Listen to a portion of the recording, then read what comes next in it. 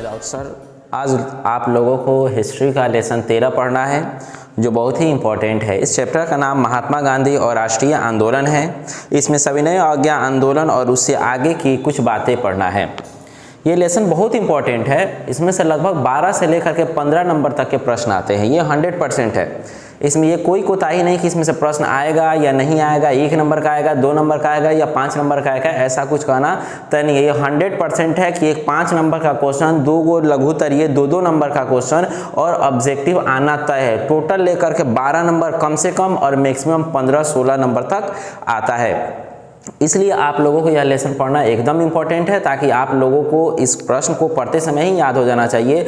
इसमें कुछ ऐसे प्रश्न भी हैं जैसे कि ऑब्जेक्टिव ज़्यादातर पूछे जाते हैं। तो इसमें गांधी जी को लेकर के 4 आंदोलन किए गए, उसके बारे में पूछेगा। उस 4 आंदोलन में कुछ रुकावटें आई उसके बारे में, उसके बीच उसके पहले के जितने भी आंदोलन दूसरे लोगों के द्वारा हुआ उस सारे चीज़ों के बारे में आपको याद होना चाहिए, तभी इस प्रश्न को हल कर सकते हैं। चलिए, लेसन है महात्मा गांधी और राष्ट्रीय आंदोलन, सविनय अवज्ञा आंदोलन से आगे और सविनय अवज्ञा आंदोलन के बारे में पढ़ने के लिए सबसे पहले कुछ पहलुओं को जान लेते हैं कि इस पाठ में क्या क्या चीज़ हमें पढ़ना है। चलिए, पहले बात कि महात्मा गांधी के बारे में पहले पढ़ना है। उसके बाद गांधी जी दक्षिण अफ्रीका गए, उसके बारे में पढ़ना है। स्वतंत्रशील आंदोलन के बारे में पढ़ना है। गांधी जी का भारत में आगमन कैसे हुआ, गांधी जी का भारत में आगमन, ये पहले वकालत पढ़ने गए थे तो फिर आंदोलन जब हुआ तो वो भारत में आगमन किए, उसके बारे में। बनारस हिंदू विश्वविद्यालय के बारे में, उसके बाद रॉलेट एक्ट के बारे में, जालियांवाला बाग हत्याकांड, असहयोग आंदोलन, इन सभी चीज़ों के बारे में पढ़ना है। साथ ही साथ आपको चौरा चौरी हत्याकांड के बारे में पढ़ना है, चौरी चौरा हत्याकांड ना। उसके बाद गांधी जी एक जन नेता थे, इसके बारे में आपको पढ़ना है।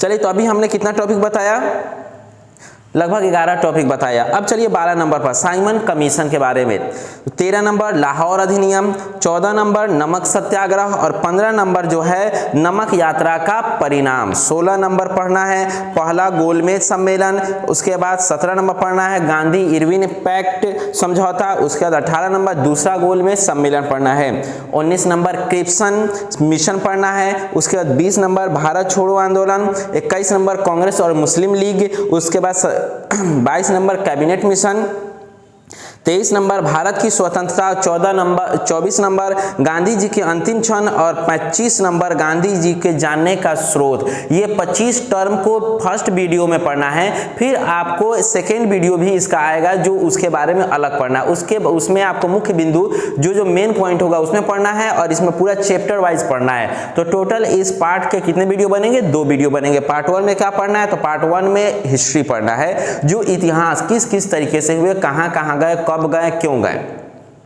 उसके वीडियो के पार्ट 2 में पढ़ना है इसके मुख्य बिंदु, जो वेरी इंपॉर्टेंट वो मुख्य बिंदु होंगे। चलिए, तो हम शुरुआत करते हैं इसके बारे में कि इनकी शुरुआत गांधी जी मतलब मोहनदास करमचंद गांधी, जिसको MK गांधी भी कहा जाता है, बापू कहे जाते हैं। चलिए, तो हम महात्मा गांधी के बारे में पढ़ते हैं। पहले शुरुआत करते हैं। गांधी जी का जन्म कब हुआ, 1869 में गुजरात के क्षेत्र में पोरबंदर नामक स्थान पर हुआ था। गांधी जी का जन्म कब हुआ, तो 2 अक्टूबर 1869 में गुजरात के क्षेत्र के पोरबंदर नामक स्थान पर हुआ था। गांधी जी के पिता का नाम क्या था, तो करमचंद गांधी था। उनके पिता का नाम क्या था, तो करमचंद गांधी था। उनके माता का नाम क्या था, तो पुतलीबाई। ये चीज़ 100% है कि याद होना चाहिए कि महात्मा गांधी का जन्म, महात्मा गांधी का पूरा नाम, महात्मा गांधी को प्यार से क्या कहा जाता था, महात्मा गांधी के पिता का क्या नाम था और महात्मा गांधी के माता का क्या नाम था।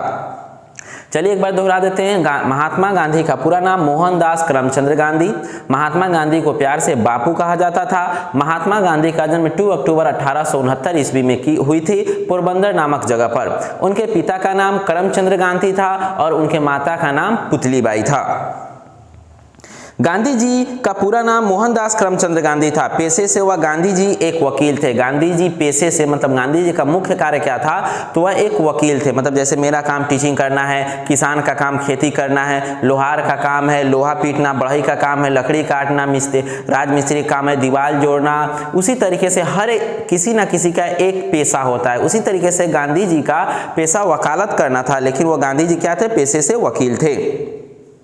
वकील 1888 में गांधी जी अपनी वकालत की पढ़ाई करने के लिए कहाँ गए थे? तो इंग्लैंड गए थे। 1893 में गांधी जी दक्षिण अफ्रीका गए थे। कह रहा है कि 1888 ईस्वी में गांधी जी कहाँ गए? तो इंग्लैंड गए थे। क्या चीज़ के लिए? तो आपको वकालत की पढ़ाई पढ़ने के लिए। उसके बाद 1893 ईस्वी में गांधी जी दक्षिण अफ्रीका पहुँचे। चलिए, जो था ये गांधी जी के बारे में था। अब हम गांधी जी के दक्षिण अफ्रीका आगमन के बाद की बातें जानते हैं। ऐसा नहीं कि गांधी जी के बारे में पढ़ना है तो उनके माता पिता, उनके बाल बच्चे, वो क्या क्या किए, वो चीज़ नहीं पढ़ना, वो एग्जाम में नहीं आएगा। जो एग्जाम में आने वाला उस चीज़ के बारे में पूरा डिटेल्स पढ़ाया जाएगा। ऐसा नहीं समझिए गांधी जी के इतिहास के बारे में उनके नाना दादा पापा चाचा समोसा के बारे में बताना है, वो सब ऐसा चीज़ नहीं है। गांधी जी के बारे में सिर्फ बताना है कि उनके मुख्य कार्य क्या थे। तो हमने क्या पढ़ा? गांधी जी के बारे में उनका प्यारा नाम, उनका पूरा नाम, उनके माता का नाम, उनके पिता का नाम, वह पेशे से क्या थे, वह कब दक्षिण अफ्रीका आए और कब वह वकालत करने इंग्लैंड गए हुए थे। गांधी जी और दक्षिण अफ्रीका, गांधी जी और दक्षिण अफ्रीका का क्या संबंध है? गांधी जी अफ्रीका में गांधी जी को रंग भेद सामना करना पड़ा। गांधी जी जब दक्षिण अफ्रीका गए तो उन्हें एक रंग भेद का सामना करना पड़ता। रंग भेद का मतलब काले और गोरे का, यह रंग भेद हो गया। उसी तरीके से गांधी जी अफ्रीका में गांधी जी को रंग भेद का सामना करना पड़ा। गांधी जी ने दक्षिण अफ्रीका में लगभग 20 साल बिताए, रंग भेद को खुलकर विरोध भी किया और दक्षिण अफ्रीका में रहने वाले काले लोगों को भेदभाव से आज़ादी भी दिलाई। चलिए, हम जानते हैं कि गांधी जी जब दक्षिण अफ्रीका गए तो वहाँ पे उन्होंने 20 सालों तक रहा। उस 20 सालों के अंदर में एक आंदोलन किया। उस आंदोलन का नाम था रंग भेद आंदोलन। उस आंदोलन में काले और गोरे के बीच का आंदोलन था, जिसमें दक्षिण अफ्रीका में काले लोगों को बहुत बदतर तरीके से देखा जाता था, उनसे बदसलूकी किया जाता था या अन्य विपत्ति वाला काम किया जाता था, जिससे कारण काले लोगों का शोषण किया जाता था। गांधी जी ने इसका बहिष्कार किया और इस नीति के अनुसार रंग भेद की नीति को खत्म कर दिया। इसे दक्षिण अफ्रीका में गांधी जी ने क्या किया? रंग भेद का विरोध करके उन्होंने उस प्रथा को खत्म किया। गांधी जी 1915 में वापस भारत आए और दक्षिण अफ्रीका में बिताए 20 सालों ने ही गांधी जी को महात्मा बना दिया। कह रहा है जब गांधी जी 20 साल तक अफ्रीका में बिताए तो अफ्रीका के लोगों ने इन्हें महात्मा की उपाधि दे दी और वह एक महात्मा बन करके आए। गांधी जी द्वारा अहिंसात्मक विद्रोह मतलब काट मार नहीं करना, अहिंसात्मक विद्रोह के तरीके से सत्याग्रह का इस्तेमाल करके सबसे पहले दक्षिण अफ्रीका में ही किया हुआ था। पहली बार अहिंसावादी मतलब पहली बार आप अहिंसात्मक कार्य करके बिना झगड़ा किए, बिना लड़ाई किए, बिना डंडा चलाए, बिना काट मार किए उन्होंने पहली बार आंदोलन किया तो वह दक्षिण अफ्रीका था। और उस दक्षिण अफ्रीका में उस आंदोलन का नाम रंग भेद आंदोलन था, जिन्होंने बिना झगड़ा किए ही इस आंदोलन को पूरा किया और रंग भेद के लोगों से छुटकारा पाया। तो यह कहा जा सकता है कि जब उन्होंने दक्षिण अफ्रीका से भारत लौटे तो उन्होंने सत्याग्रह आंदोलन किया, जिसमें उन्होंने यह भी प्रण लिया कि अब किसी भी आंदोलन में हम अहिंसात्मक कार्य करेंगे, किसी भी तरीके का झगड़ा या लफड़ा का काम नहीं करके हम आंदोलन को चलाएंगे, बल्कि एकदम शांति से चलाएंगे ताकि किसी तरीके से दूसरे लोगों को नुकसान न पहुंचे। ब्रिटिश सरकार को उस लायक मजबूर कर देंगे ताकि वह हमारे आंदोलन के साथ वह सही बर्ताव करे और हमारे आंदोलन का सही तरीका से निर्णय ले सके। चलिए, गांधी जी के द्वारा यह अहिंसात्मक जो था वह सत्याग्रह में आकर के शामिल हुआ, जो कि भारत में था। चलिए हम आगे की तरफ पढ़ते हैं। हमने अभी क्या पढ़ा? गांधी जी और उनके दक्षिण अफ्रीका। अब हम पढ़ेंगे भारत और आंदोलन। भारत और आंदोलन, इसका मतलब दक्षिण अफ्रीका के बाद भारत की आंदोलन आती है, जो भारत के आंदोलन के बारे में पढ़ेंगे। कह भारत आंदोलन जिसे स्वदेशी आंदोलन भी कहा जाता है। जैसे कि हम लोग स्वदेशी है, अगर हम लोग दूसरे देशों में चले जाए तो वो लोग इसको क्या बोलेंगे? हम लोग को बोलेंगे विदेशी। जैसे मान लिया कि अमेरिका, ऑस्ट्रेलिया, जापान, रूस वाले अगर भारत आते हैं तो हम लोग क्या बोलेंगे? उसको विदेशी बोलेंगे और हम लोग क्या हो गए? स्वदेशी हो गए। जिस देश में जो नागरिक रहता है वहाँ के लिए वो स्वदेशी है और दूसरे देशों से दूसरा देश में कोई जाता है तो उसके लिए, उस देश के लिए वो विदेशी है। स्वदेशी आंदोलन मतलब देश के अंदर का आंदोलन। भारत में 1905 से 1907 तक स्वदेशी आंदोलन चला, मतलब 2 सालों तक स्वदेशी आंदोलन चला। कब से कब तक? तो 1905 से लेकर के 1907 चला, तो 2 सालों तक चला। 1905 से 1907 तक स्वदेशी आंदोलन चला। इस आंदोलन के मुख्य नेता कौन थे? चलिए हम जानते हैं कि स्वदेशी आंदोलन के मुख्य नेता कौन थे। तो लाला लाजपत राय, जिनको पंजाब केसरी कहा जाता था। उसके बाद जो पंजाब से थे, सॉरी लाला लाजपत राय जो पंजाब से थे, बिपिन चंद्र पाल जो बंगाल, और बाल गंगाधर तिलक जो महाराष्ट्र से थे। तो हमने क्या पढ़ा, स्वदेशी आंदोलन 2 सालों तक चला, एक 1905 से शुरू हुआ और 1907 तक खत्म हो गया। इसमें 3 बड़े बड़े नेता थे, जो लाला लाजपत राय पंजाब से थे, बिपिन चंद्र पाल बंगाल से थे और बाल गंगाधर तिलक महाराष्ट्र से थे। इन तीनों को लाल, बाल और पाल कहा जाने लगा। लाल, बाल, पाल किसे कहा गया, तो लाल लाला लाजपत राय, उसके बाद बिपिन चंद्र पाल इन्हें पाल कहा गया और बाल उन्हें कहा गया बाल गंगाधर तिलक को। इसीलिए इनका नाम, तीनों का नाम क्या रखा गया, लाल, बाल, पाल से जाना लगा। इन्होंने अंग्रेजों के खिलाफ हिंसा का रास्ता अपनाया और सिफारिश की कि किसी भी तरीके से देश को आज़ाद कराना है, इसीलिए उन्होंने हिंसा का अपनाया। हिंसा का मतलब काट मार करना, जैसे भी हो, तोड़ फोड़ हो, कैद हो या फांसी की सजा तक के जाने के भी लोग तैयार हो गए ताकि किसी भी तरीके से देश को आज़ाद कराया जा सके। अब आता है आपको गांधी जी का भारत में आगमन। जब गांधी जी भारत में आगमन कर गए तो 1915 में गांधी जी दक्षिण अफ्रीका में भारत आ गए। कह रहा कि 1915 में गांधी जी दक्षिण अफ्रीका से भारत गए। गांधी जी के भारत में आगमन के बाद स्वदेशी आंदोलन हुआ जो 1905 से 1907 तक चला। उसके बाद गांधी जी भारत से कहाँ गए, तो दक्षिण अफ्रीका गए। दक्षिण अफ्रीका से भारत, सॉरी 1915 में गांधी जी दक्षिण अफ्रीका से भारत आए। 1915 में गांधी जी दक्षिण अफ्रीका से भारत आए, मतलब वो दक्षिण अफ्रीका में थे, अब भारत वो लौट करके आए। कब, तो 1915 में। भारत में आकर गांधी जी ने देखा कि भारत की राजनीति की व्याख्या बहुत ज़्यादा बदल चुकी है। भारत में जो राजनीतिक चल रही है उसमें काफ़ी बदलाव हुए हैं। बदलती हुई स्थिति को देखते हुए गांधी जी ने अपने राजनीतिक गुरु गोपाल कृष्ण गोखले को सलाह ली कि उन्हें क्या करना चाहिए। गांधी जी जब भारत में लौटे तो उन्होंने देखा कि भारत की राजनीतिक में काफ़ी उतार चढ़ाव है, काफ़ी बदलाव है। तो उन्होंने अपने गुरु, जिनका नाम गोपाल कृष्ण गोखले था, उन्होंने सलाह ली कि आखिर देश को आज़ाद कराने के लिए किस रूप में कार्य किया जाए, किस ढंग से कार्य किया जाए ताकि देश को आज़ाद कराया जा सके।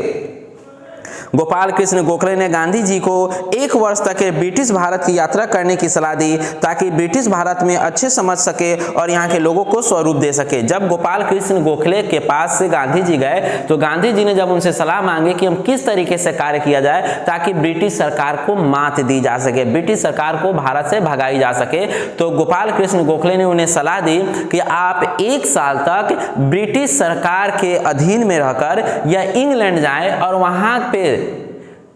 वहाँ की रणनीति को समझे बूझे ताकि यहाँ पे आकर के हमारी उस रणनीति को बताए कि उनकी रणनीति क्या है और हमारी रणनीति क्या है, वो किस रास्ते से चलते हैं और हम किस रास्ते से चल रहे हैं, जिसका दोनों का टकराव नहीं हो पा रहा है, जिसके कारण हमारी देश आज़ाद नहीं हो पा रही है। तो आपको उसके लिए क्या करना होगा, वहाँ ब्रिटिश सरकार के अधीन में रह करके कुछ साल बिताने होंगे, जो साल भर थे कुछ दिन बिताने होंगे, जिससे वहाँ की रणनीति और वहाँ की राजनीति के बारे में आपको पता चल सके, वहाँ के नियम और कानून को पता कर सके ताकि यहाँ भारत में उसका विरोध में काम किया जाए।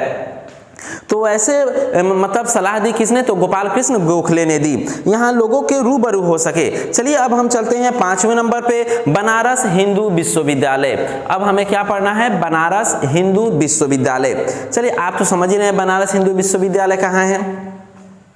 फरवरी 1916 में गांधी जी को बनारस हिंदू विश्वविद्यालय के उद्घाटन समारोह में मुख्य अतिथि के रूप में आमंत्रित किया गया। बनारस हिंदू यूनिवर्सिटी का जब उद्घाटन हो रहा था तो मुख्य रूप से मुख्य अतिथि के रूप में गांधी जी को बुलाया गया। कब, तो 1916 में बनारस हिंदू विश्वविद्यालय के उद्घाटन समारोह में गांधी जी को मुख्य अतिथि के रूप में बुलाया गया था। इस समारोह में आमंत्रित लगभग सभी लोग अमीर तबके के थे। जितने भी इस मतलब उस उद्घाटन में बुलाए गए थे, जितने भी लोग, वो सारे लोग अमीर तबके के थे और एक गरीब तबके का या एक अहिंसावादी व्यक्ति यही थे जो गांधी जी थे। इस समारोह में आमंत्रित लगभग सभी लोग अमीर तबके के थे। जब गांधी जी के भाषण देने की बारी आई तो उन्होंने अन्य लोगों की तरह अपनी प्रशंसा या लोगों का सम्मान में कोई बातें नहीं की।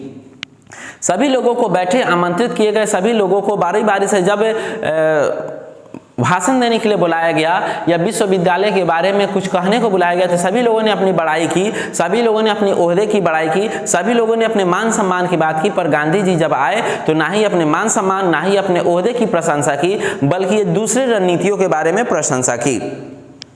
उन्होंने कहा कि मुझे समझ नहीं आ रहा कि इस अमीरों से भरी सभा में मैं क्या कहूं। यहाँ पर देश के सबसे महत्वपूर्ण यानी गरीब लोग तो हैं ही नहीं। मतलब जब उन्हें भाषण देने के लिए बुलाया गया महात्मा गांधी को, तो उन्होंने अपनी प्रशंसा छोड़ दी, अपनी उपाधि की प्रशंसा छोड़ करके उन्होंने कहा कि मैं क्या कहूँ, यहाँ जितने भी लोग बैठे हैं सारे अमीर हैं, इस अमीर के सभा में मैं किसके लिए कहूँ, किसके लिए भाषण दूँ। यहाँ तो गरीब दिख ही नहीं रहे हैं, जो मैं गरीब का दाता हूं। अगर काश यहाँ गरीब दिखते तो मैं उनके लिए कुछ ना कुछ जरूर कहता, क्योंकि यहाँ पर देश के सबसे महत्वपूर्ण यानी गरीब लोग तो हैं ही नहीं। अपने पूरे भाषण के दौरान गांधी जी ने गरीब लोगों के लिए चिंता प्रकट किया और यहाँ तक कि गरीबों के किसानों के बिना भारत मुक्त करवा पाना लगभग असंभव था। और गांधी जी ने कहा अमीरों के चलते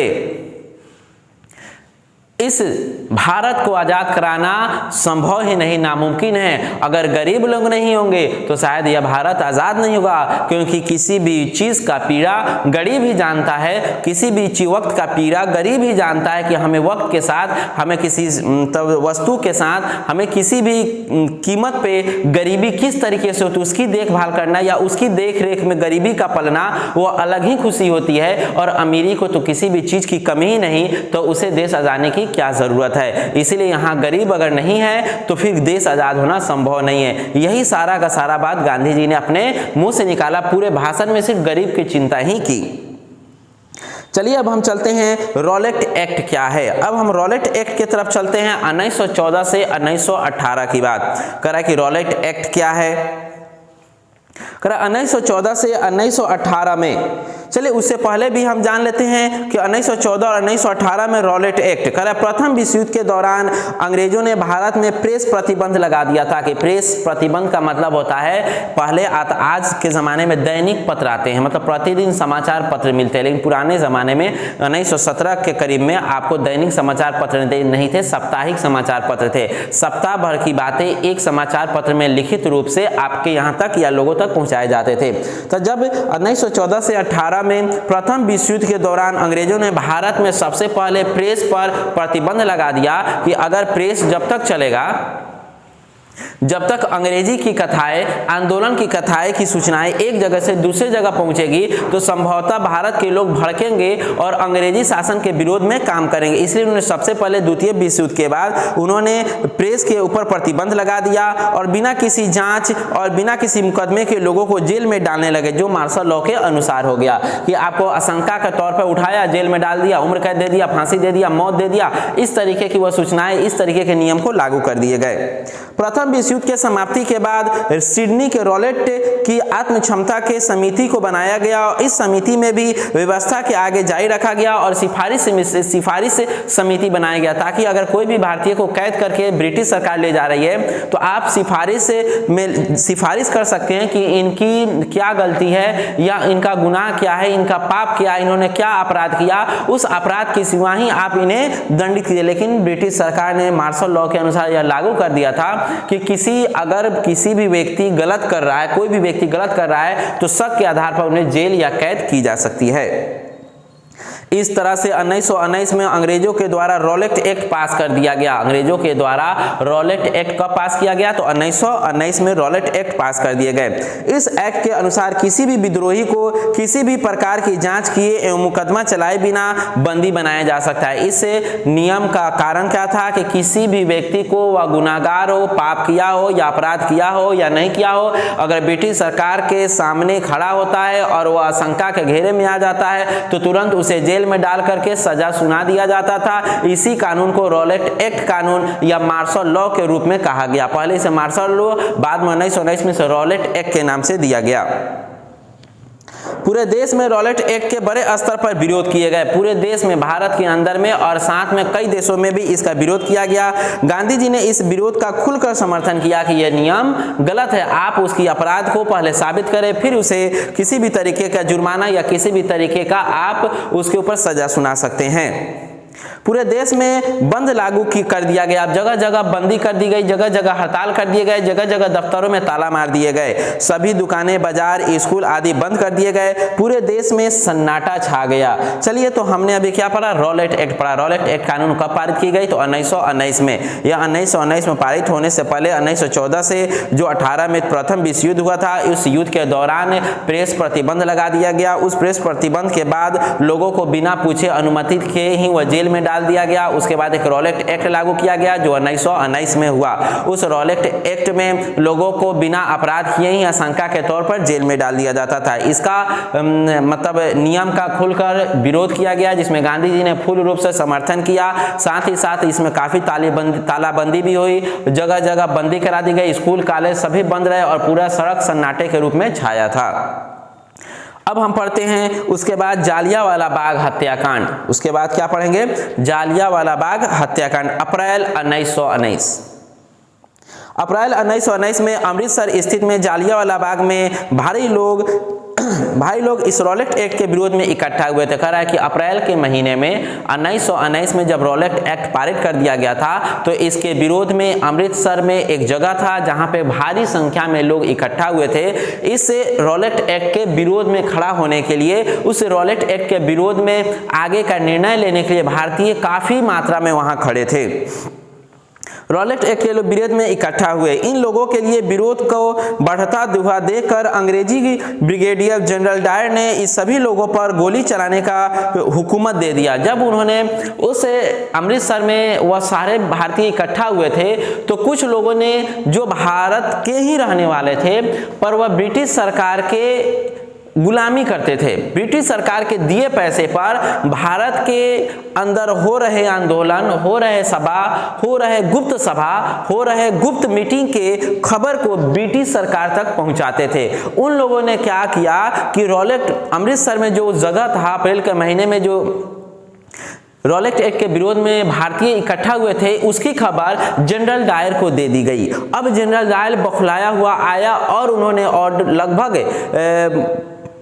लगभग 50 सिपाहियों, लगभग 40 या 50 सिपाहियों को एक झुंड में खड़ा करके लगभग हजारों की संख्या में गोलियां फायर कर दी, जिसमें हजारों क्या बहुत की संख्या में लोगों की जान गई। तो ही कह रहा है कि इस लोगों के विरोध में बढ़ता हुआ देख अंग्रेजी ब्रिटिश जनरल डायर ने लोगों को मारने के लिए गोली चलाने का हुक्म दे दिया, जिसमें लगभग 400 से ज्यादा लोग मारे गए। गोलीबारी में मारे गए। जालियांवाला बाग हत्याकांड का खुलकर आंदोलन भी किया गया।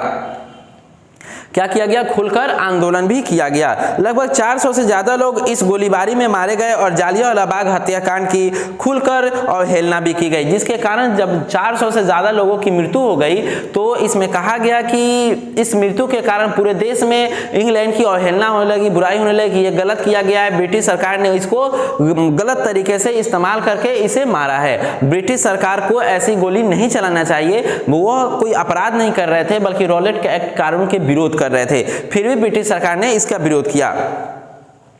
अब आगे है 1917 में गांधी जी ने बिहार के जिले में चंपारण के किसानों की स्थिति को सुधारने का प्रयास किया। 1917 में गांधी जी ने चंपारण के किसानों की स्थिति को सुधारने के लिए, चंपारण के किसान के लिए नील की खेती किया करते थे, गांधी जी ने उनके पक्ष में अदालत के मुकदमा लड़ा और किसानों को मुआवजा भी दिलाया, क्योंकि ब्रिटिश सरकार उनसे नील की खेती जबरन उपजवा लेती थी और कम पैसे में या कभी पैसा नहीं भी देता था और उनसे छीन झपट करके ब्रिटिश सरकार अपने बाजारों में बेच आती थी, जिससे चंपारण के किसानों पर बहुत अत्याचार को देख करके गांधी जी ने इन किसानों की तरफ से मुकदमा लड़ा और साथ में इन किसानों के लिए ब्रिटिश सरकार से मुआवजा भी दिलाई। 1918 में गांधी जी मुख्य रूप से गुजरात में 2 आंदोलन में जुड़े रहे। करा कि 1918 में गांधी जी ने गुजरात के 2 आंदोलन में जुड़े रहे। पहला आंदोलन क्या था और दूसरा आंदोलन क्या था, चलिए जानते हैं। पहला आंदोलन, अहमदाबाद में कपड़ों के मिल में काम करने वाले बेहतर स्थिति के लिए आंदोलन कर रहे थे। गांधी जी उसमें शामिल। अहमदाबाद में जो सूती वस्त्र में काम करने वाले मजदूर थे, उनसे ज़्यादा समय काम कराया जाता था और कम मजदूरी दी जाती थी, जिसके कारण उन लोगों ने आंदोलन सूती वस्त्र या ब्रिटिश सरकार के कंपनियों या भारतीय कंपनियों के विरोध में आंदोलन किया कि हमें मजदूरी, जिस तरीके से समय के साथ काम कराया जा रहा है उसी तरीके से मजदूरी दी जाए। इसी आंदोलन को देख करके गांधी जी ने पहला भारत में आंदोलन इन लोगों के साथ कहा और निर्णय भी दिलवाया। दूसरा आंदोलन खेड़ा आंदोलन। दूसरा आंदोलन क्या है? खेड़ा आंदोलन। ये इंपॉर्टेंट है। खेड़ा में किसानों का फसल चौपट हो गया था। चौपट हो जाने के बावजूद भी अंग्रेजी द्वारा पूरी कर मांग की जा रही थी कि यहाँ किसानों का कर्ज माफी मांगकर समर्थन किया गया। खेड़ा आंदोलन हुआ था जिसमें दूसरा आंदोलन गांधी जी का था। इसमें किसानों का फसल किसी आपदा के कारण चौपट हो चुका था, जिसके कारण ब्रिटिश सरकार जिद पर अड़ी हुई थी कि जो हमारा मुआवजा है, जो हमारा टैक्स है, वह हमारे पास आना चाहिए, ना ही हमको किसी फसल से, ना ही किसी हमको आपदा से मतलब है। तो खेड़ा आंदोलन ने भी गांधी जी को समर्थन करते हुए, गांधी जी ने समर्थन करते हुए इसका भी मतलब रास्ता निकाला और उन्होंने पूरी मांग को किसानों से माफी मांगकर समर्थन किया। और किसानों का, गांधी जी ने किसानों से माफी मांगा कि हम इस आंदोलन के साथ हैं और हम समर्थन करते हैं इस आंदोलन का, और इसका भी निर्णय उन्होंने कराया। चलिए, तो अभी हमने जालियांवाला बाग, 1917, रॉलेट एक्ट, गांधी जी, ये सारे चीजों को हमने पढ़ा। अब हम आगे पढ़ते हैं असहयोग आंदोलन। अब हम आगे क्या पढ़ते हैं? असहयोग आंदोलन। चलिए, असहयोग आंदोलन क्या था? अभी तक हमने 1919 पढ़ा, 1905 से लेकर के 1919 तक पढ़ा। आपको पता ही होगा कि 1905 में स्वदेशी आंदोलन हुआ, जिसमें लाल बाल पाल, बिपिन चंद्र पाल, बाल गंगाधर तिलक आए। उसके बाद 1915 में अफ्रीका से भारत आए। उसके बाद गांधी जी, उसके बाद 1917 में दो आंदोलन हुए, पहला अहमदाबाद, दूसरा खेड़ा आंदोलन। उसके बाद 1914 में रॉलेट एक्ट हुआ। 1919 में जालियांवाला बाग हत्याकांड, जिसको रॉलेट एक्ट को पास करने में जो लोग इकट्ठा हुए थे उनके विरोध में गोलियां चलाई गई। अब हम पढ़ते हैं 1920। गांधी जी का बहुत ही महत्वपूर्ण आंदोलन, प्रथम आंदोलन। ऐसे तो आंदोलन, उन्होंने दो आंदोलन झेल चुका था, लेकिन वह आंदोलन इनका नहीं था, वह आंदोलन किसी और के लोगों का था जो गांधी जी जाकर के उसमें समर्थन किए थे और निर्णय दिलाए थे। लेकिन गांधी जी ने खुद का एक आंदोलन किया, जो पहला आंदोलन, अभी 4 आंदोलन इन्होंने किया, लेकिन पहला आंदोलन क्या था? तो असहयोग आंदोलन था। सन 1920 में गांधी जी ने असहयोग आंदोलन की शुरुआत कर दी। असहयोग आंदोलन कब हुआ? तो 1920 में। असहयोग आंदोलन किसके द्वारा शुरू की गई? तो गांधी जी के द्वारा। असहयोग आंदोलन की शुरुआत कब हुई? तो 1920 में। किसके द्वारा हुई? तो गांधी जी के द्वारा हुई। इस आंदोलन के तहत गांधी जी ने सभी भारतीयों से अंग्रेजों के सभी सामानों एवं सेवाओं को त्यागने की अपील की। इस आंदोलन में, असहयोग आंदोलन में, गांधी जी ने भारतीयों से अपील किया कि हम लोग या यह भारत के निवासी जितने भी ब्रिटिश कंपनी के वस्तु या सामान या चीज का उपयोग करते हैं उन सारे चीजों का बहिष्कार करें। हम ब्रिटिश सरकार के वस्तुओं का उपयोग नहीं करेंगे। जब उनके ब्रिटिश सरकार के वस्तुओं का उपयोग नहीं करेंगे तो निश्चित है सबसे बड़ा बहिष्कार यही है। इस आंदोलन के तहत गांधी जी ने सभी भारतीयों से और अंग्रेजों के सभी सामानों को और सेवाओं को त्यागने का अपील किया कि हम सारे ब्रिटिश सरकार के वस्तुओं को त्याग दें, हम उनके सामानों का उपयोग नहीं करेंगे। उन्होंने विद्यार्थियों से अपील की कि वे स्कूल न जाएं। उन्होंने क्या अपील की? कि वह ब्रिटिश सरकार के स्कूल न जाएं। वकीलों से अपील की कि अदालत न जाएं और किसानों से अपील की कि वह कर चुकाना बंद कर दें। तो सोचिए, अगर भारतीय ब्रिटिश सरकार के वस्तु का उपयोग नहीं करेंगे तो उनका सौदा और सामान ज्यों का त्यों रखा रहेगा। जब भारतीय वकालत नहीं करेंगे तो सिर्फ ब्रिटिश सरकार वकालत किसकी करेगी? जब भारत मुजरिम बन के वकील के पास नहीं जाएगा तो ब्रिटिश सरकार किससे लड़ेगी? जब बच्चे स्कूल ब्रिटिश सरकार के नहीं जाएंगे तो उनके पास इनकम बंद हो जाएगा। जब किसान कर देना बंद कर देंगे तो वह भूखे मरना शुरू हो जाएंगे। तो इन 4-5 चीजों पर उन्होंने सबसे पहले सिफारिश की कि इसको बंद कर दिया जाए। यह आंदोलन बड़े स्तर पर सफल दिख रहा था, मतलब बहुत पूरे भारत में यह आंदोलन को बढ़ावा दिया गया। अवध में किसानों पर जो नुकसान अवध में किसानों का कर चुकाना बंद कर दिया गया। अवध के किसान ब्रिटिश सरकार को कर देना 396 हड़तालें हुई और इन हड़तालों में लगभग 6 लाख मजदूर शामिल थे। करीबन कितना शामिल थे? तो 6 लाख मजदूर शामिल थे।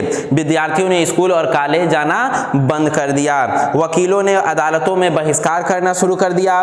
उत्तरी आंध्र प्रदेश में या उत्तरी आंध्र पहाड़ियों में जनजातियों ने वन्य कानून मानने पर मना कर दिया कि हम वन्य कानून नहीं मानेंगे। 1857 की क्रांति के बाद पहली बार किसी आंदोलन में अंग्रेजों के शासन के विरोध को हिला दिया था। पहला आंदोलन 1857 हुआ था जो अंग्रेजों को हिला करके रख दिया था। उसके बाद यह दूसरा आंदोलन था जो 1920 ईस्वी में यह आंदोलन किया गया, जो बहुत ही प्रभावकारी हुआ। जो वकालत करने वाले वकील थे वह वकालत करना छोड़ दिए, विद्यार्थी कॉलेज और स्कूल जाना छोड़ दिए, किसान कर देना छोड़ दिए, व्यापारी सौदा खरीदना छोड़ दिए। लोगों ने यहाँ तक ब्रिटिश सरकार के वस्तु को त्यागना शुरू कर दिया, जिसके कारण ब्रिटिश सरकार को पूरा हिला कर रख दिया कि अगर भारतीय इस तरीके से करेंगे तो मजबूरन ब्रिटिश सरकार को अपने गद्दी को छोड़ करके, मतलब भारत को छोड़ करके फिर से अपने देश लौटना पड़ेगा। उसके बाद आता है 1922 में। यह आंदोलन 1920 में शुरू हुआ, 1921 में बड़ी शांतिपूर्वक चल ही रहा था। ये अचानक 1922 में एक घटना घट गई, चौरी चौरा हत्याकांड, जिसका नाम है चौरी चौरा और असहयोग आंदोलन के बारे में अब हमें पढ़ना है। फरवरी 1922 में संयुक्त प्रांत के क्षेत्र में चौरी चौरा का एक पुलिस स्टेशन में किसानों के एक समूह ने आग लगा दी। किसानों के एक समूह था जो इस आंदोलन के कारण जो बौखलाए हुए किसान थे उन्होंने चौरी चौरा हत्याकांड कर दिया। एक पुलिस के दफ्तर को या एक पुलिस स्टेशन में आग लगा दी। पुलिस स्टेशन में किसानों ने एक समूह में आग लगा दी। इस आग के वजह से कई पुलिस वालों का जान चला गया और साथ ही गांधी जी ने इस हिंसा के विरोध किया गया, अपना असहयोग आंदोलन वापस ले लिए। इस आंदोलन में असहयोग आंदोलन का अंत हो गया। जब 1920 में इस आंदोलन की शुरुआत की गई थी तो बहुत ही अच्छी तरीके से शुरुआत की गई। 1920 बहुत अच्छे से गुजरा। ब्रिटिश सरकार को लगा कि अब हमारी तख्ता पलट हो सकती है। 1921 में पूर्ण रूप से कंफर्म हो गया था ब्रिटिश सरकार को, लगता है कि साल 2 साल के अंदर में हमें यह भारत छोड़ के जाना पड़ेगा। लेकिन अचानक 1922 में कुछ किसान के गुट ने एक पुलिस स्टेशन में कुछ पुलिस वालों को हत्या कर दी, मतलब आग लगा दी पुलिस स्टेशन, जिसमें कुछ समूह में पुलिस जल गए। लेकिन यह आंदोलन जो था चौरा चौरी हत्याकांड, यह हिंसात्मक करवाया था। लेकिन गांधी जी ने यह प्रण लिया था कि हम जो भी आंदोलन करेंगे वह अहिंसात्मक होगा, लड़ाई झगड़ा नहीं होगा, किसी को चोट नहीं पहुंचाएंगे, सिर्फ आवाज के जरिए, लोगों के समर्थन के जरिए ही हम देश को आजाद कराएंगे। लेकिन ये इनके विरोध किया गया, जिसके कारण गांधी जी ने असहयोग आंदोलन को वापस ले लिया और असहयोग आंदोलन को रोकना पड़ा, बंद कर देना पड़ा। इस असहयोग आंदोलन का अंत हो गया। तो इसे कहा जा सकता है कि 1920 में असहयोग आंदोलन की शुरुआत हुई और 1922 में अंत हो गई। अंत का कारण चौरी चौरा हत्याकांड था। तो असहयोग आंदोलन कितना दिनों तक चला? 2 सालों तक चला। असहयोग आंदोलन का शुरुआत करने वाला नेता कौन था? तो गांधी जी थे। गांधी जी का पहला आंदोलन कौन था? तो असहयोग आंदोलन था। गांधी जी ने असहयोग आंदोलन को क्यों बंद किया? तो गांधी जी ने चौरी चौरा हत्याकांड के कारण, अहिंसा अपनाने के कारण इन्होंने असहयोग आंदोलन को बंद कर दिया। चलिए अब जानते हैं कि असहयोग आंदोलन के बाद की घटनाएं। असहयोग आंदोलन समाप्त होने के कई वर्षों बाद तक गांधी जी राजनीतिक से दूर रहे। उन्हें काफी चोट लगा और असहयोग आंदोलन के बंद करने के बाद वह बहुत दिनों तक राजनीतिक से क्या हो गए? अलग हो गए, मतलब दूर रहे। उन्होंने अपने समाज सुधार कार्यों में ध्यान दिया कि समाज को पहले सुधारा जाए, तभी जाकर के किसी भी तरीके का आंदोलन की जा सकती है। उन्होंने अपना ध्यान समाज की स्थिति और कुरीतियों को खत्म करने, समाज में की अच्छी स्थितियों में बदलाव लाने और जो कमियां हैं, कुरीतियां हैं, उसको समाप्त करने की प्रण लिया। कुरीतियों को समाप्त करने और समाज में सशक्त बनाने को केंद्रित किया। उन्होंने पहला छुआछूत, अमीर और गरीब भेदभाव समाप्त करने का प्रयास किया, ताकि भारत के अंदर में जो छुआछूत है, गरीबी अमीरी है, बड़े जाति छोटे जाति है, इन सारे छुआछूत को, अमीरी और गरीबी को पहले समाप्त किया जाए, तभी भारत के सारे लोग एक साथ एकजुट होकर के किसी भी देश का सामना करेंगे। उन्होंने छुआछूत और अमीर गरीब का भेदभाव को समाप्त करने का प्रयास किया। देश के लोगों के सशक्त बनाने का, देश के लोगों को मजबूत बनाने के लिए घर में बने कपड़े को पहनने वाले प्रेरित किया। उन्होंने पहले चरखे से बढ़कर या चरखे बढ़ चढ़कर प्रवास किया। और जब उन्होंने कहा कि हम लोग जो सूती वस्त्र का उपयोग करते हैं या चमकीले वस्त्र का उपयोग करते हैं, ये सारे ब्रिटिश कंपनी अपने मशीनों के द्वारा बनाई थी है और मजबूरन हमें वस्त्र खरीदना। अगर हम वस्त्र ही नहीं खरीदे तो उनकी कंपनी क्या हो जाएगी, बंद हो जाएगी। तो अगर हम चरखा के जरिए सूती वस्त्र का काट करके बुनना शुरू करें तो जरूरी हमारी वस्त्र की जो उपयोगी होगी वो भी हम बुन सकते हैं और हमारे खेत का फसल हमारी पास रह जाएगा, जिससे ब्रिटिश सरकार मजबूरन को देश छोड़ना पड़ेगा। तो उन्होंने क्या किया, देश के लोगों के सशक्त बनाने के लिए खुद से काम करके खुद से कपड़े बिन करके पहनने के लिए लोगों को घर में बने कपड़े पहनने के लिए प्रेरित किया कि घर से जो कपड़ा बनता है या घर में जो बनाए जाते हैं उसे ही पहना जाए। उन्होंने चरखे का बढ़ चढ़कर प्रचार किया ताकि चरखे के जरिए आप अपने कपड़े को बिन सके, बुनवा सके, ताकि उसी कपड़े का इस्तेमाल करें और ब्रिटिश सरकार के मशीन और औद्योगिक यंत्रों के द्वारा बनाए गए वस्तुओं का उपयोग न करें। उसके बाद आता है गांधी जी एक जन नेता के रूप में उभरे। गांधी जी क्या उभरे, तो जन नेता, जन का मतलब सारे लोगों का नेता बनकर के उन्होंने वह आगे आए। भारत में गांधी जी जन नेता के रूप में आगे आए। उन्होंने अपने आंदोलन में केवल अमीर वर्ग के ही शामिल नहीं किए, बल्कि उन्होंने गरीब वर्ग, किसान, श्रमिक, कारीगर, मजदूर और कई सभी को बराबर बराबर हिस्सों में रख करके उन्होंने आगे बढ़ा। सिर्फ आंदोलन में अमीर लोगों को ही नहीं रखा गया था, बल्कि गरीब भी थे, छोटे जाति भी थे, पहाड़ी भी थे, किसान भी थे, कारीगर भी थे, मजदूर भी थे और सभी लोगों को एक सम्मान, बराबर सम्मान देकर के उन्होंने इसका समर्थन कराया। गांधी जी को यह पता था कि देश में अमीरों की संख्या केवल मुट्ठी भर है और इसमें अमीर लोगों का साथ अंग्रेज शासन में हिला पाना बहुत मुश्किल है। अगर हम अमीर लोगों को अपने साथ नहीं रखते हैं तो अंग्रेज लोगों को हिलाना काफ़ी मुश्किल है, क्योंकि अंग्रेजी शासन जो थी वह अमीरों को अपने मुट्ठी में रखी हुई थी और गरीब एक साइड था और अमीर और अंग्रेज एक साइड हो गए थे। इसीलिए गांधी ने सोचा कि हमको सबसे पहले अंग्रेजों से अमीर को छीनना है। अगर हम अंग्रेजों से अमीर को छीन लेंगे तो अमीरों के जरिए जो फसल जाता है, अमीरों के जरिए जो कर जाता है, अमीरों के पास से जो धन संपत्ति जाता है अंग्रेजों के पास, वह जाना बंद हो जाएगा। तो अंग्रेजों के पास कोई दूसरा स्रोत नहीं बचेगा, इसलिए अंग्रेज मजबूर हो जाएंगे। इसलिए गांधी जी ने पहले अमीरों को अपने साथ गरीबों के साथ मिला दिया। अमीर और गरीब, छोटे जाति, बड़े जाति, सभी को एक समर्थन में कर दिया ताकि आंदोलन बहुत ही प्रभावकारी बन सके। गांधी जी को पता था कि देश में अमीरों की संख्या केवल मुट्ठी भर है और इतने में अमीर लोगों के साथ अंग्रेजी शासन हिला पाना बहुत मुश्किल होगा। इसलिए उन्होंने देश के सभी लोगों को आंदोलन में शामिल किया ताकि वह अंग्रेजों के शासन के जड़ को खत्म कर सके। अब गांधी जी के प्रयासों के कारण हजारों संख्या में किसान, श्रमिक, कारीगर आंदोलन में शामिल हो गए और यह आंदोलन जो था गांधी जी को सम्मानपूर्वक यह आगे बढ़ाता चला गया और महात्मा बनाते चला गया।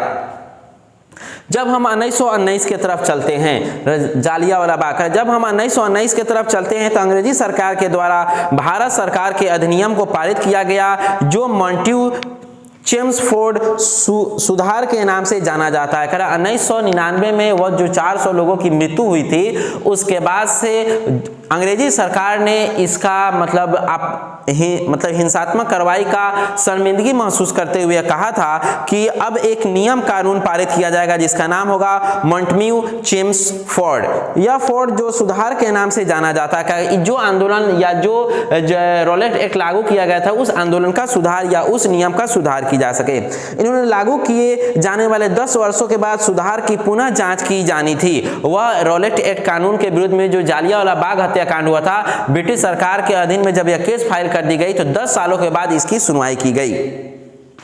कोई भी भारतीय इन सुधारों से संतुष्ट नहीं था कि अब 10 सालों में क्या होगा, इसकी सुधार क्या होगी, और वह सभी इनमें बदलाव चाहते थे कि अब इस नियम को क्या किया जाए, बदल ही दिया जाए। इन सुधारों के जांच करने के लिए साइमन कमीशन का गठन किया गया। इस गठन में यह गठन 1927 में की गई थी। सोचिए 1919 में यह आंदोलन या यह जालियांवाला बाग हत्याकांड हुई और 1927 में जाकर के इसकी बैठक हुई जिसका नाम साइमन कमीशन बैठक थी। और साइमन कमीशन बैठक में किया गया, इसका गठन 1927 में की गई। 1928 में साइमन कमीशन भारत आया। इस साइमन कमीशन को कहा गया क्योंकि इसे अध्यक्ष के नाम से जॉन साइमन कहा जाता था। जब 1928 में जॉन साइमन जब भारत आया तो उसके नाम को एक नया नाम दिया गया जिसका नाम जॉन साइमन रखा गया। पहले इसे साइमन कहा जाता था, जब यह भारत आया तो इसे जॉन साइमन के नाम से जाना जाने लगा। 1928 में साइमन कमीशन भारत आया। साइमन कमीशन क्या आया? भारत आया। साइमन कमीशन भारत कब आया? तो 1928 में साइमन कमीशन भारत आया। इसे साइमन कमीशन कहा जाता था क्योंकि इसके अध्यक्ष का नाम जॉन साइमन था। इस साइमन कमीशन में कुल 7 सदस्य थे और सभी के सभी अंग्रेज थे, एक भी भारत नहीं था। इससे भारत के लोग देख करके और भड़क गए कि सिर्फ अंग्रेज का ही हक है कि भारतीयों पर हुकूमत भी करे और भारतीय के ऊपर नियम भी लगाए। अगर उस कमीशन के बैठक में अगर उसके साथ जो अंग्रेज हैं उसमें भारतीय भी रहते तो शायद इन दोनों पार्टी के नियमों को भारतीय मान सकते थे। लेकिन जब साइमन कमीशन की बैठक हुई 1928 में तो उसमें 7 अंग्रेजों को देख करके भारतीय और भी बौखला गए और साइमन कमीशन को वापस जाने के नारा लगने लगा कि साइमन गो बैक। कमीशन में सभी कुल 7 सदस्य थे और सभी अंग्रेज थे। भारतीय लोगों के द्वारा इस साइमन कमीशन का विरोध किया गया क्योंकि इसके सभी सदस्य अंग्रेज थे और भारत की परिस्थिति में प्रवचलित करके साइमन के ऊपर एक नारा लगाया गया जिसका नाम साइमन कमीशन गो बैक था। साइमन कमीशन का विरोध आखिर क्यों किया गया? कोलकाता में सुभाष चंद्र बोस के नेतृत्व में साइमन कमीशन का विरोध किया गया। साइमन कमीशन का विरोध करने वाला नेता कौन था? तो सुभाष चंद्र बोस थे। और कहां किया गया इनका विरोध? तो कलकत्ता में इनका विरोध किया गया था। कोलकाता में सुभाष चंद्र बोस के नेतृत्व में, उस समय के नेता सुभाष चंद्र बोस थे और उन्हीं के नेतृत्व में साइमन कमीशन का विरोध किया गया। बंबई में भी साइमन कमीशन का विरोध किया गया। साइमन वापस जाओ मतलब साइमन कमीशन गो बैक के नारे लगाए जाने लगे। लखनऊ में जवाहरलाल नेहरू और जीबी पंत के नेतृत्व में साइमन कमीशन का विरोध किया गया। इस विरोध में प्रदर्शनकारी के दौरान पुलिस के द्वारा लाला लाजपत राय लाठी से हमला किए गए, जिस हमला के वजह से उनकी मृत्यु भी हो गई। लाला लाजपत राय की मृत्यु कैसे हो गई? तो इस विरोध के प्रदर्शन करने के दौरान पुलिस के द्वारा लाला लाजपत राय पर लाठी से हमला किया गया जिस वजह से उनकी मृत्यु हो गई। तो अगर कोई पूछे कि लाला लाजपत राय की मृत्यु कैसे हुई तो लाला लाजपत राय की मृत्यु साइमन कमीशन के विरोध में खड़ा होने पर पुलिसों के द्वारा उनके माथे पर लाठी से हमला करने के कारण उनकी मृत्यु हो गई। मुस्लिम लीग भी इसी मोहम्मद अली जिन्ना के नेतृत्व में साइमन कमीशन का विरोध किया गया। मुस्लिम लीग के संस्थापक जो थे अली जिन्ना, उन्होंने भी साइमन कमीशन का विरोध किया और साइमन कमीशन गो बैक के नारे लगाए। चलिए अब हम आगे चलते हैं। लाहौर अधिनियम क्या है? मतलब लाहौर अधिनियम में भी कुछ नियमों को पारित किया गया था, उसी नियमों के बारे में पढ़ेंगे। चलिए, सन 1929 में कांग्रेस का लाहौर अधिनियम हुआ। करा कि सन 1929 में कांग्रेस के लाहौर अधिवेशन हुआ। इस अधिवेशन में कई मुख्य फैसले लिए गए थे। यह आंदोलन कब हुआ? तो 1929 ईस्वी में कांग्रेस के द्वारा लाहौर अधिनियम किए गए थे। इस अधिवेशन में कुछ मुख्य फैसले भी लिए गए। इस अधिवेशन के दौरान जवाहरलाल नेहरू को कांग्रेस का अध्यक्ष बनाया गया। जवाहरलाल नेहरू को किसका अध्यक्ष बनाया गया? तो कांग्रेस का अध्यक्ष बनाया गया। इसी अधिवेशन में पहली बार पूर्ण स्वराज पार्टी मतलब पूर्ण स्वराज यानी पूरी आजादी की मांग भी इसी कांग्रेस के अध्यक्ष के द्वारा मांगी गई। पूर्ण स्वराज की मांग के बाद 26 जनवरी 1930 में देश के अलग अलग स्थानों पर राष्ट्रीय ध्वज का फहराया गया, देशभक्ति की गीत गाए गए और स्वतंत्रता दिवस मनाया गया। मतलब 1930 में ही यह क्लियर कर दिया गया था कि अब कांग्रेस के अध्यक्ष जवाहरलाल नेहरू को इसका अध्यक्ष बनाने के बाद पूर्ण स्वराज की मांग की गई, जो 26 जनवरी 1930 में जगह जगह झंडे फहराए गए, जगह जगह तिरंगे फहराए गए और जगह जगह राष्ट्रीय गीत भी गाए गए, फहराए गए, देशभक्ति के गीत गाए गए और स्वतंत्रता दिवस मनाए गए। यही से भारतीयों ने पूर्ण स्वराज की मांग भी कर दी। भारत की पूर्ण स्वराज की मांग कब की गई? तो 26 जनवरी 1930 को। चलिए अब हम चलते हैं नमक सत्याग्रह के द्वारा एक कानून बनाया गया था। अंग्रेजों ने एक कानून बनाया था जिसमें जिसके अंतर्गत देश में कोई भी व्यक्ति नमक का उत्पादन नहीं कर सकता है। जो भी ब्रिटिश सरकार चाहे उसे वही कर सकता है, जितने दामों में बेचना चाहे है वही बेच सकता है। भारत के लोग नमक कानून के अनुसार नमक नहीं बना सकते हैं। इसी दौरान अंग्रेजों के द्वारा एक कानून बनाया गया जिसके अंतर्गत में देश में कोई भी व्यक्ति नमक का उत्पादन नहीं कर सकता है। लोगों को नमक का उत्पादन करने पर रोक लगा दिए गए। अंग्रेजों ने स्वयं बाजार में नमक के ऊंचे दामों पर बेचना या शुरू कर दिया। गांधी जी ने इस नियम के खिलाफ थे। गांधी जी ने क्या किया, यह गलत है, क्योंकि भारत के अंदर में नमक है तो भारत के अंदर के लोग, किसान, मजदूर, श्रमिक, व्यापारी उपजा सकता है। वह ब्रिटिश भी उपजाए लेकिन भारतीय भी उपजा सकता है। अगर भारतीयों को सरासर अगर विरोध किया जा रहा है तो मैं इसका बहिष्कार करता हूं और भारत के लोग नमक बनाएंगे, मैं इन लोगों का समर्थन दूंगा और जाकर के नमक कानून को भंग करूंगा। गांधी जी इस नियम के खिलाफ थे और उन्होंने इसका विरोध किया। सत्याग्रह करने की घोषणा भी कर दी। उन्होंने आंदोलन करने की घोषणा भी करा के सत्याग्रह करने की घोषणा की कि गांधी जी ने कहा कि नमक पर हर व्यक्ति का रोजमर्रा है, हर व्यक्ति प्रतिदिन इसका उपयोग करता है। नमक हर व्यक्ति की रोजमर्रा की जरूरत में से एक है। ऐसे में ऊंचे दामों पर बेचकर सरकार लोगों पर अत्याचार कर रही है। गांधी जी ने क्या कहा कि गांधी जी ने कहा कि नमक जो है रोजमर्रा की वस्तु है, मतलब प्रतिदिन उपयोग किए जाने वाला यह वस्तु है। इसीलिए अगर ब्रिटिश सरकार अगर लोगों से कह रही है कि आप नमक नहीं बनाएं और नमक पर ऊंचे दामों में बेचा जा रहा है तो यह सरासर किसान और भारतीय लोगों पर अत्याचार किया जा रहा है। मैं इसका बहिष्कार करता हूं और मैं इसके विरोध में खड़ा रहूंगा।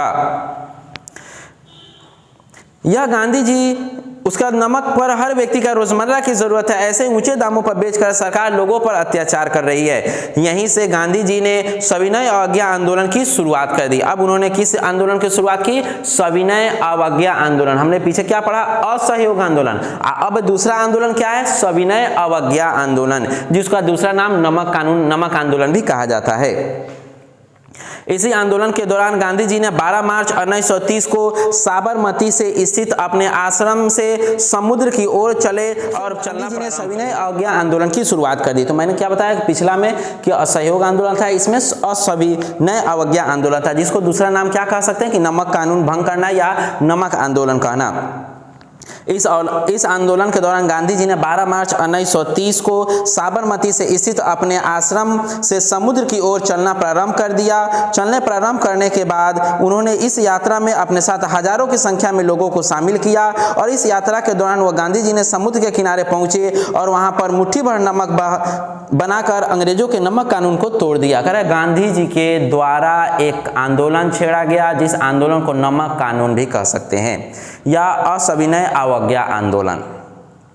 यह आंदोलन जो था वह अपने आश्रम साबरमती आश्रम से कई लोगों के साथ मिल करके लगभग 384 लोगों के साथ मिल करके वह आश्रम के तरफ प्रस्थान किए और जा करके उस समुद्र के किनारे गांधी जी समुद्र के किनारे पहुंचे और वहां पे एक मुट्ठी या मुट्ठी भर नमक को बना करके इस नमक कानून को भंग कर दिया। तो चलिए फिर से हम जानते हैं, इस आंदोलन के दौरान गांधी जी 12 मार्च 1930 को साबरमती आश्रम से समुद्र की ओर चलना प्रारंभ कर दिए। इस यात्रा में उनके साथ हजारों की संख्या में लोग शामिल हुए और यात्रा शुरू करने के बाद 3 हफ्ते के बाद गांधी जी समुद्र के किनारे पहुंचे और लगभग 21 दिन लगा था पहुंचे और वहां मुट्ठी भर नमक बनाकर अंग्रेजों का नमक कानून को भंग कर दिया। चलिए आगे जानते हैं। इस कानून को तोड़ने के बाद गांधी जी ने अंग्रेजों के नजरों में अपराधी बन गए। जब गांधी जी ने नमक कानून को भंग कर दिया, तोड़ दिया, तो नमक कानून भंग करने के विरोध में अंग्रेजों के सामने अब गांधी जी क्या बन गए, अपराधी बन गए कि उन्होंने मेरे बनाए हुए नियम को उन्होंने तोड़ा, इसलिए गांधी जी क्या हो गए, अपराधी हो गए।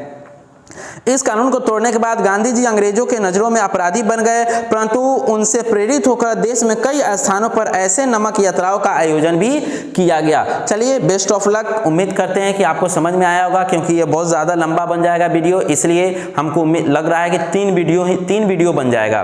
तो पहला वीडियो आपको कंप्लीट हो गया। उम्मीद करते हैं कि आपको समझ में आएगा। इससे रिलेटिव कोई भी प्रश्न हो तो आप पूछ सकते हैं मैसेज करके। चलिए best of luck, next video में चलते हैं।